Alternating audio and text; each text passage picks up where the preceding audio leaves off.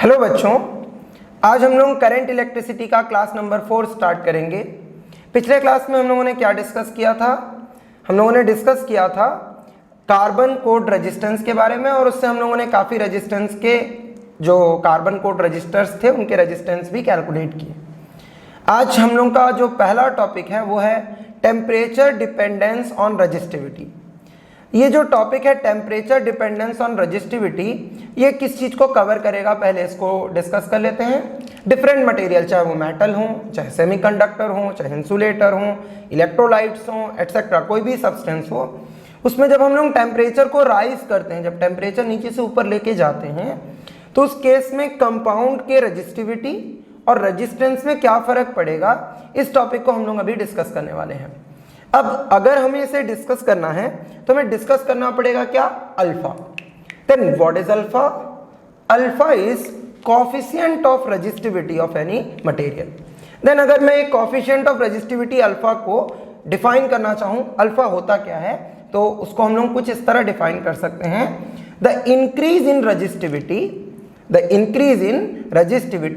पर unit resistivity of material, मतलब एक ऐसा मटेरियल जिसकी रजिस्टिविटी 1 है, समझ जाओ, है ना। Increase in resistivity per unit resistivity material, है ना, when increase temperature till 1 degree Celsius.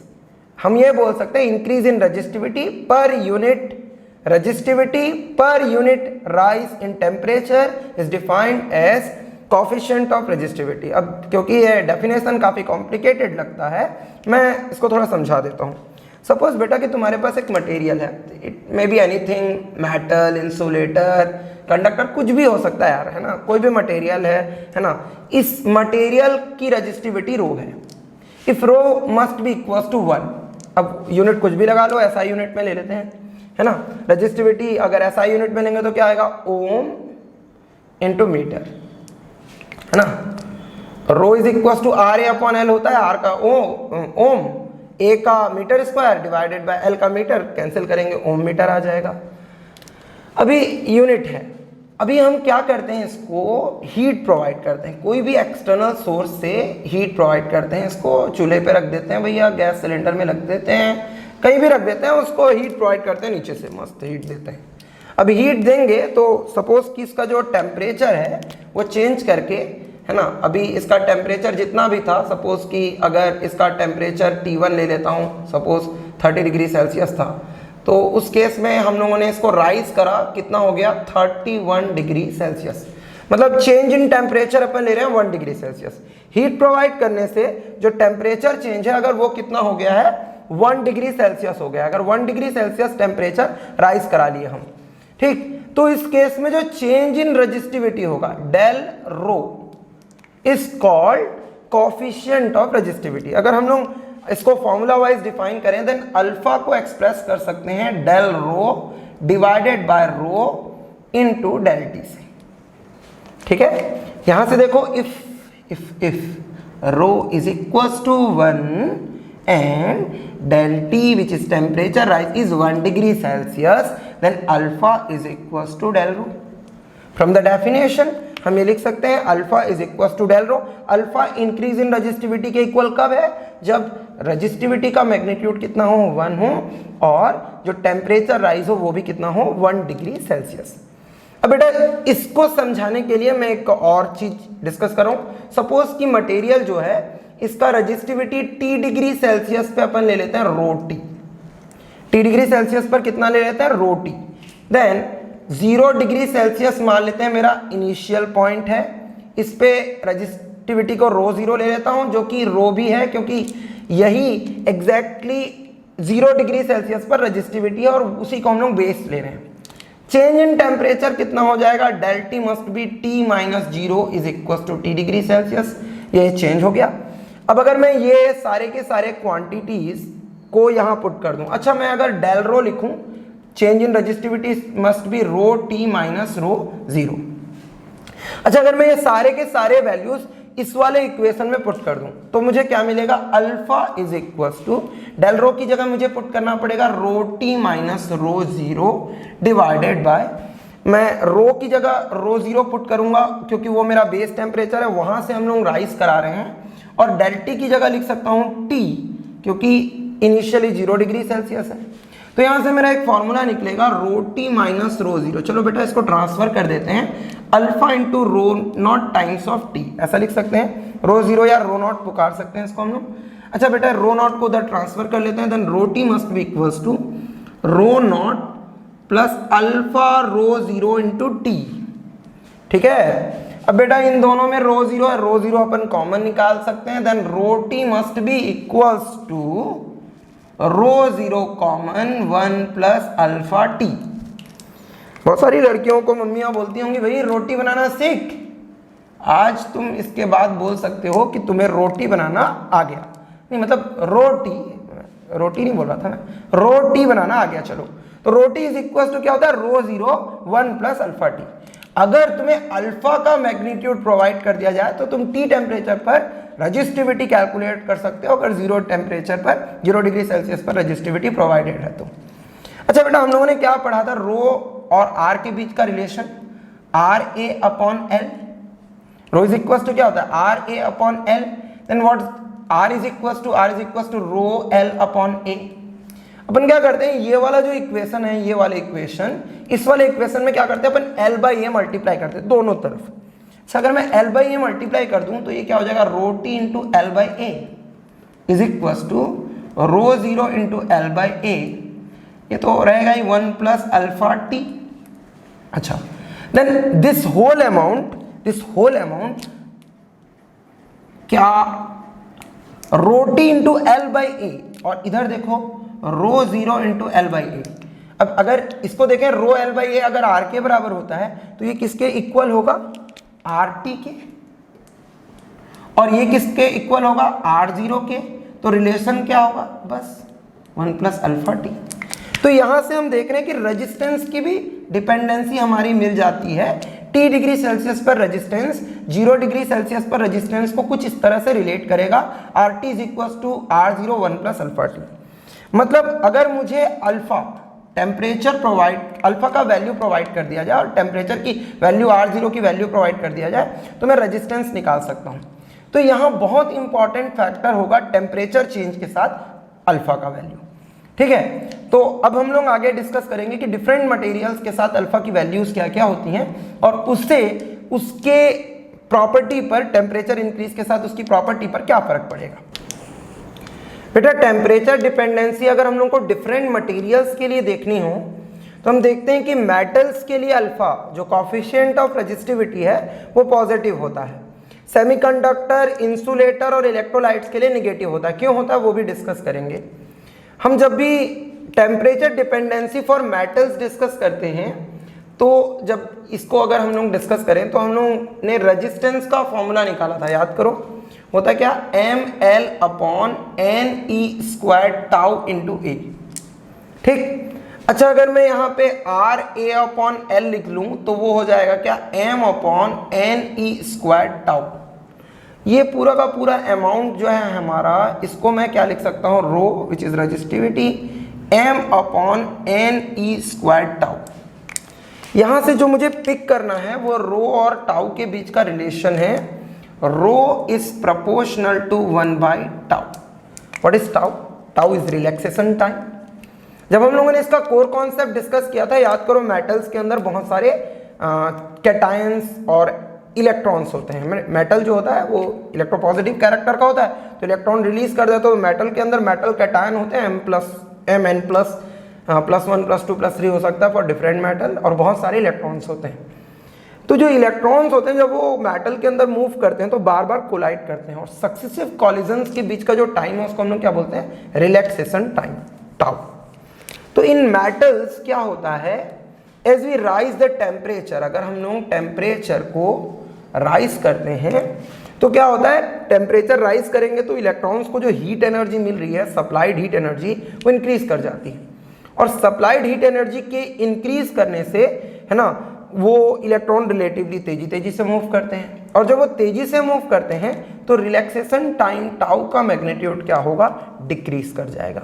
और टाउ का मैग्नीट्यूड डिक्रीज करेगा तो रो का मैग्नीट्यूड क्या हो जाएगा, इंक्रीज कर जाएगा। तो हम लोग यहाँ से बोल सकते हैं कि जो मेटल्स हैं उनमें जब हम लोग टेम्परेचर राइज करते हैं तो वहाँ पर हम देखेंगे कि जो रजिस्टिविटी है वो इंक्रीज कर जाएगी, और रजिस्टिविटी इंक्रीज करेगी देन रेजिस्टेंस भी क्या हो जाएगा, इंक्रीज करेगा, है ना। तो ये क्वेश्चन तुम्हारा बोर्ड क्वेश्चन हो सकता है कि रेजिस्टेंस ऑफ मेटल और conductors rises with rising temperature why, then तुम आंसर दोगे with increasing temperature the heat supplied to metal increases, thus the kinetic energy of electron moving inside the metal increases, thus if they move fast then they collide in small times means relaxation time tau decreases, with decrease in tau what the relation rho is proportional to 1 by tau, with decreasing in tau rho increases। तो इस तरह से resistance increase कर जाएगा। और यहाँ पे अगर हम देखें rho T is equal to rho not 1 plus alpha T है। अगर अल्फा का वैल्यू पॉजिटिव आएगा तो तुम देखोगे कि रो नॉट में हम ऐड कर रहे हैं rho not alpha t, some value must be added. अगर कुछ वैल्यू हम लोग वहां पर ऐड कर देते हैं तो यहां से रजिस्टिविटी जो है वो क्या होगी, राइज होगी। तो इस तरह से हम देख रहे हैं कि यहाँ पे कुछ ऐड करना पड़ रहा है ना। अगर हम लोग सेमीकंडक्टर्स और इंसुलेटर्स की बात करें तो विथ राइजिंग टेम्परेचर सेमीकंडक्टर और इंसुलेटर में जो कंडक्टिविटी के लिए रेस्पॉन्सिबल चार्ज कैरियर्स हैं वो इंक्रीज करते हैं, उनका नंबर इंक्रीज करता है। अगर हम लोग सेमीकंडक्टर्स में देखें तो वैसे तो हम लोग सेमीकंडक्टर पूरा एक चैप्टर सिलेबस में डिस्कस करने वाले हैं। उसके जो चार्ज कैरियर्स होते हैं इलेक्ट्रॉन्स एंड होल्स होते हैं। बेटा तुम लोग सॉलिड स्टेट केमिस्ट्री से पढ़ के आ रहे हो तो तुम्हें होल्स एंड इलेक्ट्रॉन्स का जो फिनोमेना है वो ऑलमोस्ट आता होगा। देन जैसे ही हम लोग वहां पर देखेंगे टेम्परेचर राइज करेंगे तो क्या होता है, बहुत सारे कोवेलेंट बॉन्ड टूटते हैं और उससे चार्ज कैरियर्स इंक्रीज कर जाते हैं। चार्ज कैरियर्स के इंक्रीज करने से जो रेजिस्टेंस है वो डिक्रीज कर जाता है और ज़्यादा अच्छे से कंडक्टिविटी बढ़ जाती है। इंसुलेटर में तो फ्री इलेक्ट्रॉन्स बहुत कम होते हैं या नहीं होते हैं, तो विद राइजिंग टेम्परेचर क्या होता है उसमें कुछ फ्री इलेक्ट्रॉन्स हो जाते हैं जिसके कारण वहाँ भी रेजिस्टिविटी जो है वो राइज करती है, डिक्रीज नहीं करती। मतलब ये समझ जाओ रेजिस्टिविटी जो है वो डिक्रीज करती है, कंडक्टिविटी जो है वो राइज करती है। अगर मैं यहाँ इस वैल्यू को निगेटिव लिख दूं तो रो टी इज इक्वल हो जाएगा रो 0 1 माइनस अल्फा टी, तो यहाँ rho not minus rho not alpha t हो जाएगा। तो some data must be subtracted, कुछ वहाँ पे हम लोग घटा रहे हैं। तो अगर अल्फा का वैल्यू नेगेटिव है तो हम कुछ घटा रहे हैं तो इससे क्या हो जाएगा, रेजिस्टिविटी डिक्रीज कर जाएगी। इन इलेक्ट्रोलाइट्स में जो चार्ज कैरियर्स होते हैं वो आयंस होते हैं। तुम्हें पता होगा इलेक्ट्रोलाइट्स में क्या होता है, ऐसे भाई हम लोग एक कंटेनर ले लेते हैं, इसमें दो अलग अलग इलेक्ट्रोड्स होते हैं, one must be A anode and the next must be A cathode. ठीक है, हम लोग यहाँ पे एक्सटर्नल सेल या बैटरी लगा लेते हैं, यहाँ पे एक स्विच लेकर के स्विच ऑन कर दिया। अब अंदर में कोई सॉल्यूशन है, इलेक्ट्रोलाइटिक सॉल्यूशन, इमेजिन कर लो कुछ भी। हम लोग यहाँ पे सपोज कोई एक सॉल्यूशन ले लेते हैं ए बी। अब ए बी सॉल्यूशन है तो ए बी क्या करेगा, दो पार्ट में टूटेगा, ए प्लस प्लस बी माइनस। ठीक है, तो यहाँ ये हो गया हमारा कैटायन, ये हो गया एनायन।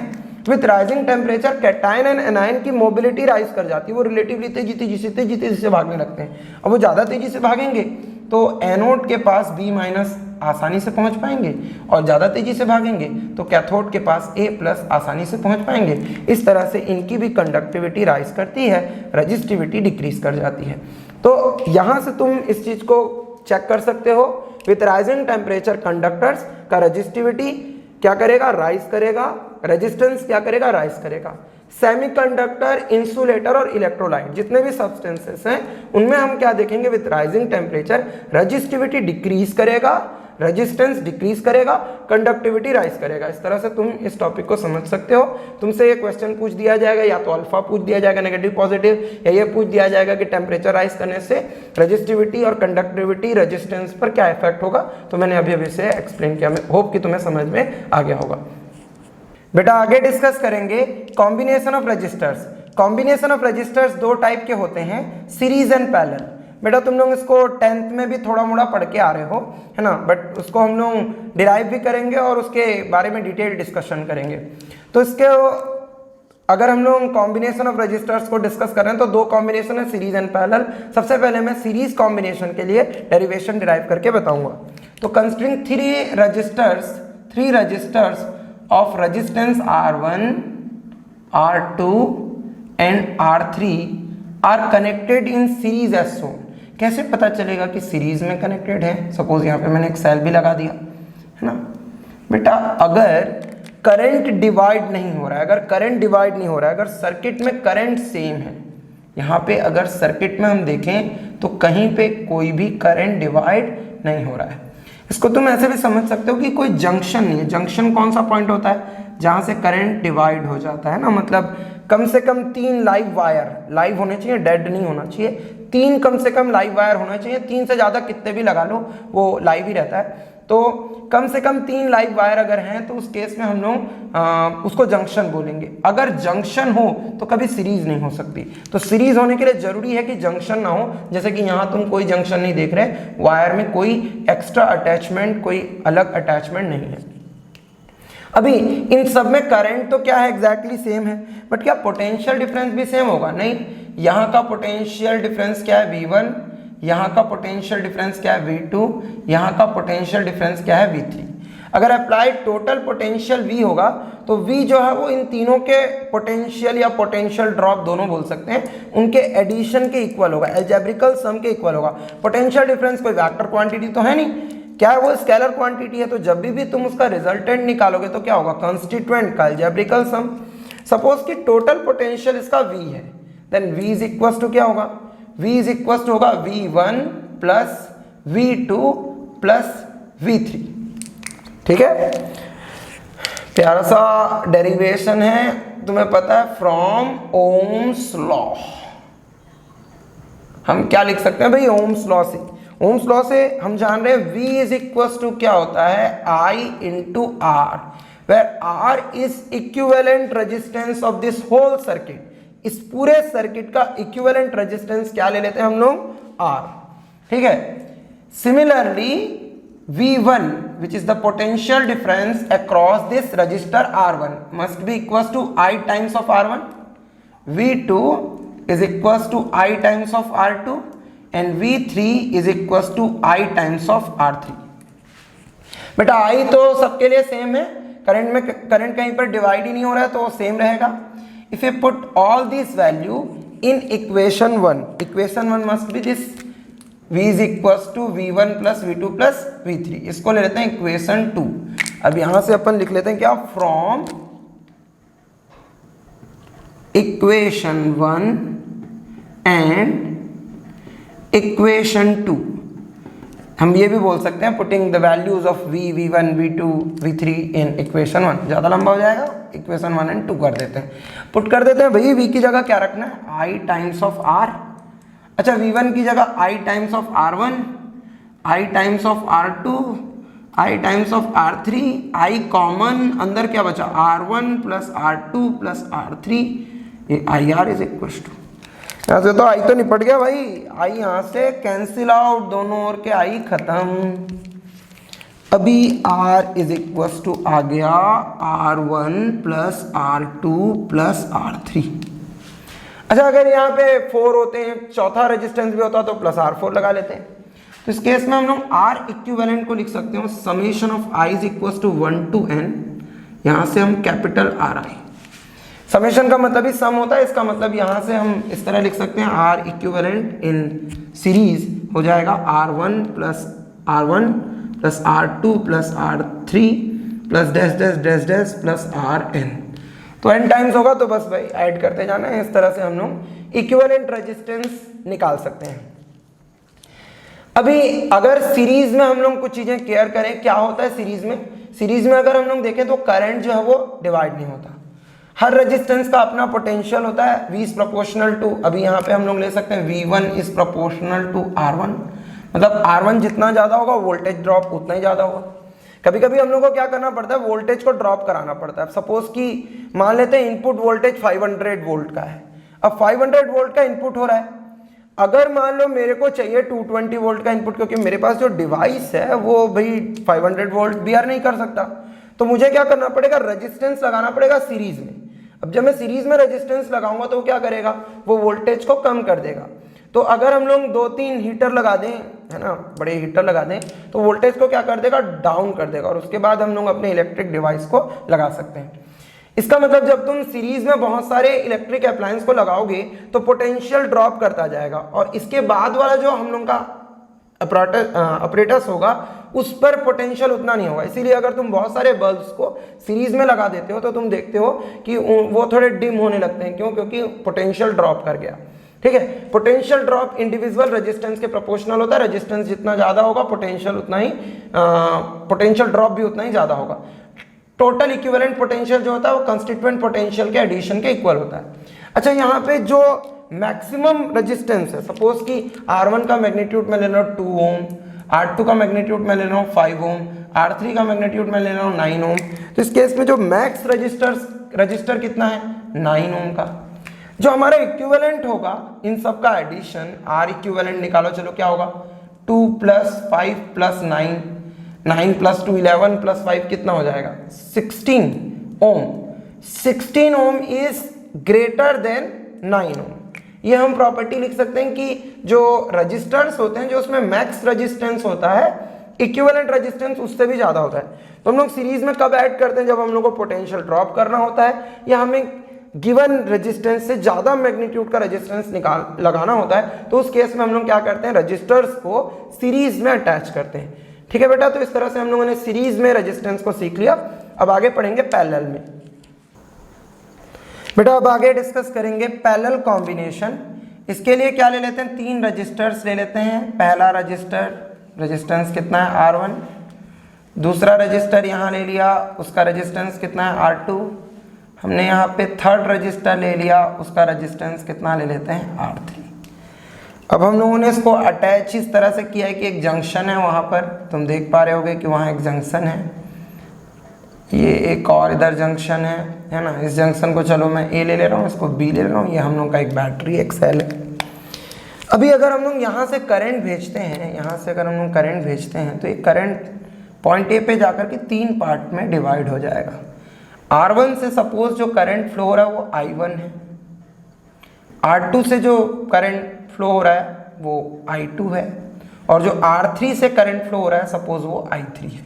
यहाँ से I1, इधर से I2 और इधर से I3 गया। अब ये तीनों फिर से मिल रहे हैं, अलजेब्रिकल सम होगा I1 + I2 + I3, ये वापस I क्रिएट करेंगे और ये यहाँ से ऐसे निकल जाएगा, है ना। करंट जो है वो बीच में लूज तो नहीं करेगा, करंट का मैग्नीट्यूड लॉस नहीं होगा। तो अगर हम लोग टोटल करंट I की बात करेंगे तो वो हमेशा I1 + I2 + I3 के इक्वल होगा कंस्टिट्यूएंट करंट्स के। यहाँ से ये 3 पार्ट में टूटा, आ रहा था I, यहाँ से आ रहा था, ये 3 पार्ट में टूटा, इस वाले R1 से कितना क्रॉस किया I1, R2 से कितना क्रॉस किया I2 और R3 से कितना क्रॉस किया I3। ये I1, I2 और I3 आए और यहाँ पे फिर से मिल गए और यहाँ से फिर वापस I बना करके निकल लिए। कुछ इस तरह से समझो।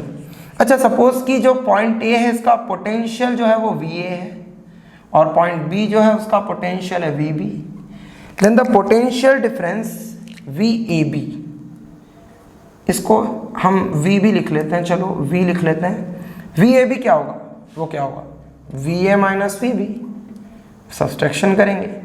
अच्छा, ये दोनों पॉइंट, चलो ये पॉइंट A ये पॉइंट B जो हम देख रहे हैं, इन दोनों पॉइंट का जो पोटेंशियल डिफरेंस है वो तो सेम रहेगा for resistance R1, for register R2, for register R3।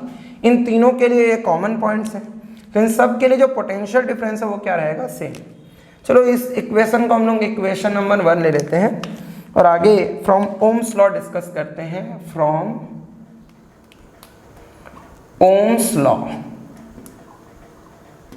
हम क्या जानते हैं, फ्रॉम ओम्स लॉ क्या होता है, क्या होता है Ohm's law, V = I times of R, where R is equivalent resistance of this whole circuit।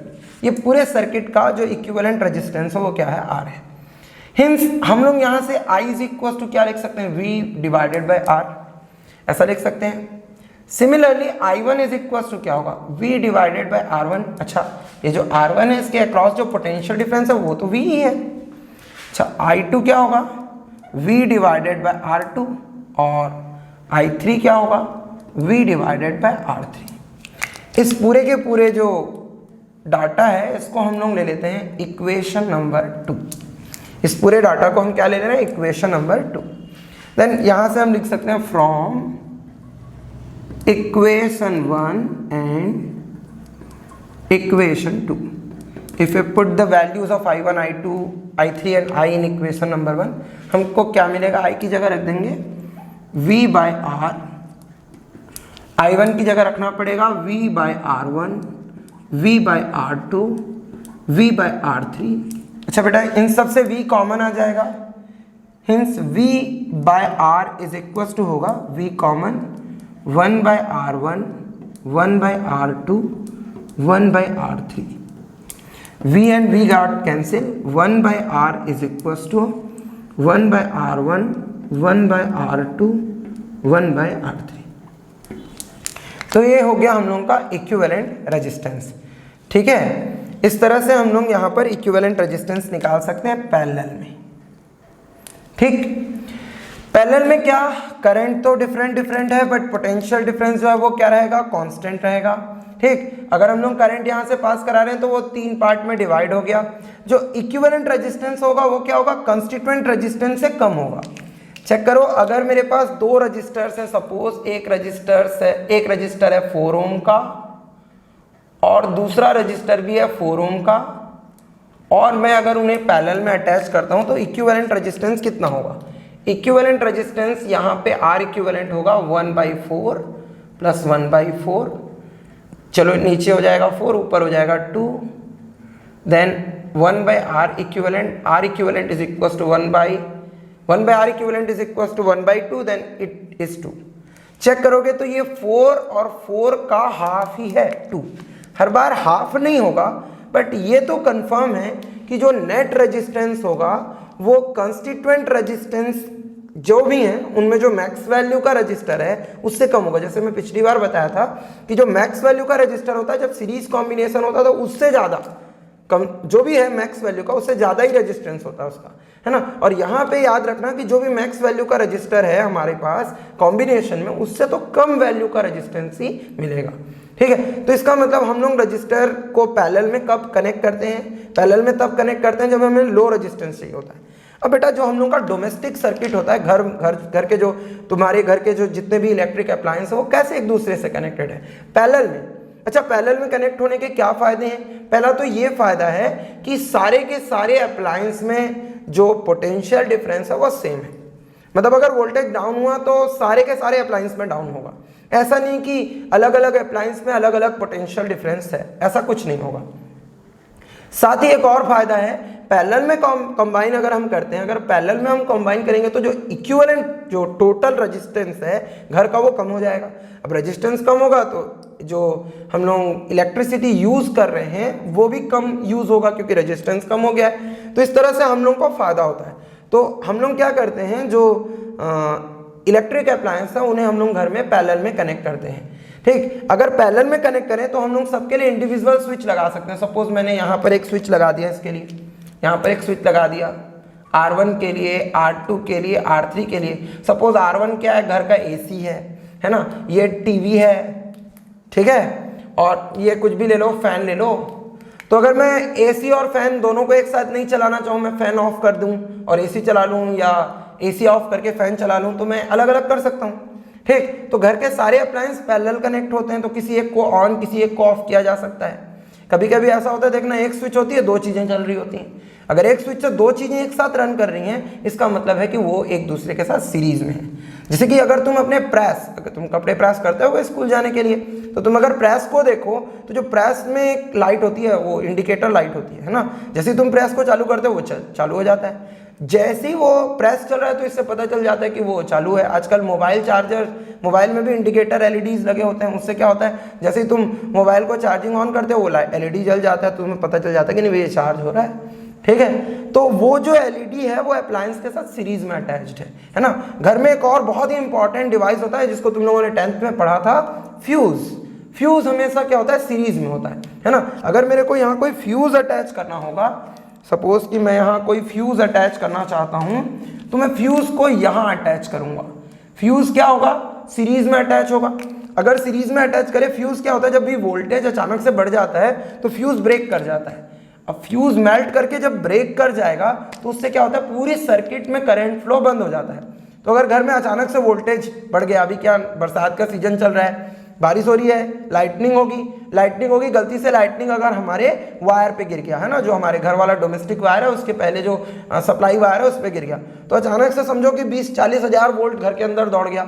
सारे अप्लायंस कितने वोल्ट के लिए बने हैं? 220 वोल्ट के लिए। तो अगर ऐसे 20-25 हज़ार 1-1.5 लाख वोल्ट अगर घर में दौड़े तो सारे के सारे अप्लायंस खत्म, सबके सब खराब हो जाएंगे। तो उससे बचने के लिए हम लोग क्या लगा देते हैं? फ्यूज़ क्या होता है? सीरीज में होता है। जैसे ही हम लोग इससे ज़्यादा करंट पास कराते हैं ये मेल्ट कर जाता है।